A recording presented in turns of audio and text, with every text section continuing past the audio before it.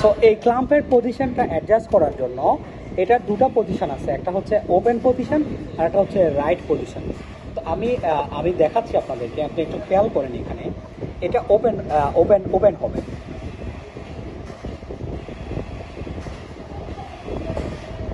এই যখন এই হুকটা এই পজিশনে থাকবে তখন এই ক্লাম্পটা ওপেন হবে। এই ক্লাম্পটা তখন ওপেন হবে এই হুকটা যখন এই পজিশনে থাকবে। এরপর আমি দেখাচ্ছি। তারপর এটা ক্লোজ হয়ে ডান দিকে সরে যাবে, ক্লোজ, এবং এটা ডান দিকে সরে যাবে। এই ডান দিকে সরে যাবে এবং এটা সর্বোচ্চ সরে যাওয়াটা এখান থেকে 15 মিলিমিটার হবে। আমরা যখন এটা 15 মিলিমিটার যখন সরবে তখন আমরা বুঝতে পারবো যে এই পজিশনটা পারফেক্ট পজিশন আমরা সেট করতে পেরেছি। আচ্ছা, এখন আমরা শেষ করলাম সেকেন্ড স্টেপ। শেষ করলাম। এখন আমরা যাব থার্ড স্টেপে। এটা অ্যাডজাস্ট করার পরে আমরা অ্যাডজাস্ট করব এই লুপার। আমরা এই লুপারটা অ্যাডজাস্ট করব। এই লুপারটা অ্যাডজাস্ট করার জন্য আমাদেরকে দুইটা স্ক্রু লুজ দিতে হবে। দুটা স্ক্রু থেকে আমাদেরকে সেট করতে হবে এটা। এই স্ক্রু দুটা এই ক্যাম্প স্ক্রু দুটা এখানে একটা স্ক্রু আছে এবং এটা যদি আমরা মুভ করি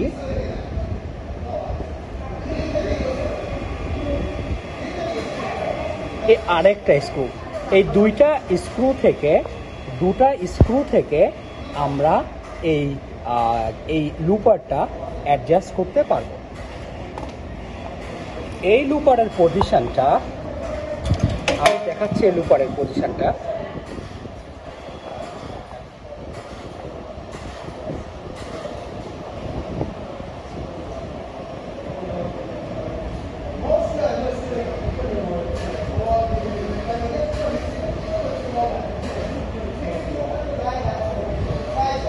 নিডেল যখন ফুল ডাউন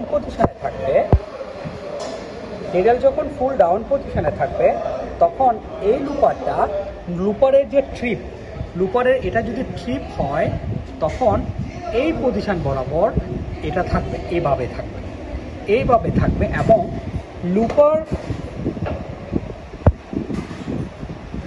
লুপার এবং নিডেলের ডিস্টেন্সটা থাকবে 2 মিলিমিটার।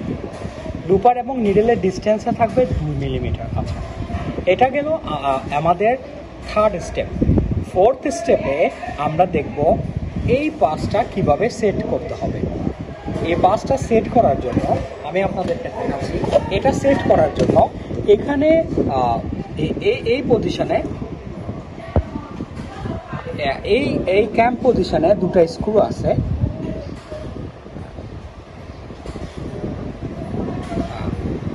একটা স্ক্রু, সেকেন্ড স্ক্রু, দুইটা স্ক্রু। এই দুটা স্ক্রু অ্যাডজাস্ট করে আমরা এই রিটেনারটা আমরা অ্যাডজাস্ট করব। এটা অ্যাডজাস্ট করতে গেলে নিডেল সম্পূর্ণ ডাউন। দেখাচ্ছি, নিডেল সম্পূর্ণ ডাউন হয়ে যখন নিডেল আপ পজিশনে থাকবে তখন এটা নিডেল থেকে সুতাটা ধরার জন্য সামনের দিকে এগিয়ে যাবে। আমি আবার বলছি, নিডেল সম্পূর্ণ ডাউন। হ্যাঁ, নিডেল সম্পূর্ণ ডাউন। এই পজিশনে নিডেল সম্পূর্ণ ডাউন হয়ে যখন নিডেল আপ পজিশনে যাবে তখন সে নিডেল থেকে সুতাটা ধরবে। ধরার পর সুতাটা সামনের দিকে নিয়ে যাবে। নিডেল এবং এই ক্ল্যাম্পের ডিস্টেন্স থাকবে 2 মিলিমিটার। এটা 2 মিলিমিটার ডিস্টেন্স থাকবে এই পজিশনে। এটার পজিশনে 2 মিলিমিটার গ্যাপ থাকবে। এটা যখন সুতাটা নিয়ে যাওয়ার সেকেন্ড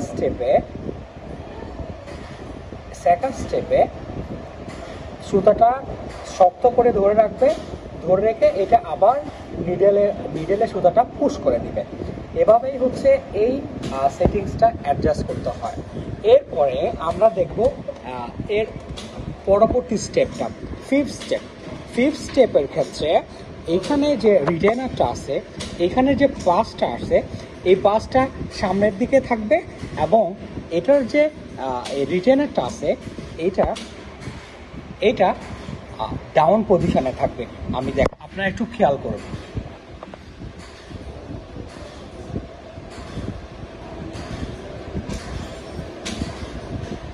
আপ পজিশন, আর এটা সর্বোচ্চ ডাউন পজিশন। এটা সর্বোচ্চ ডাউন, আর এটা এই দিকে সামনের দিকে এটা আপ পজিশনে থাকবে, সামনের দিকে আসবে, এটা পিছনের দিকে থাকবে। এটাই হচ্ছে এটার পারফেক্ট পজিশন। এরপর এইটার পজিশনটা আমরা দেখব ষষ্ঠ স্টেপে। এটা নিডল থেকে এই সেম হালকা একটু ডাউন অবস্থায় থাকবে এবং এটা নিডলের সুতাটা নিয়ে যাবে এবং নিডল থেকে টাচ করবে না। এটার টাইমিংটা অ্যাডজাস্ট করার জন্য এখানে এই ক্যাম্প থেকে এটা আমরা অ্যাডজাস্ট করব এবং এখানে স্ক্রু আছে, এই পজিশন থেকে স্ক্রু আছে, এটা টাইমিংটা আমরা শর্ট লং করতে পারবো। আমরা এখন দেখব এটা এবং এটা কিভাবে একসাথে মুভ করতেছে।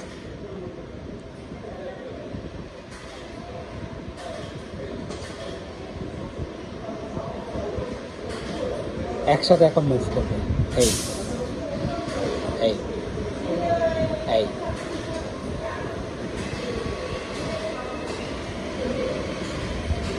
এভাবে আমরা এটা অ্যাডজাস্ট করার পরে হ্যান্ড স্টিচ মেশিনের টাইমিং অ্যাডজাস্ট করতে পারবো। এটাই হচ্ছে basic timing position hand stitch মেশিনের জন্য। আমরা এভাবেই হ্যান্ড স্টিচ মেশিনের বেসিক টাইমিংটা করব এবং আমরা যখন বিভিন্ন ফেব্রিকে যখন কাজ করব তখন ফেব্রিক অনুসারেও আমাদেরকে অ্যাকুরেটলি টাইমিংটা করতে হবে। That's all. Thank you for staying with all.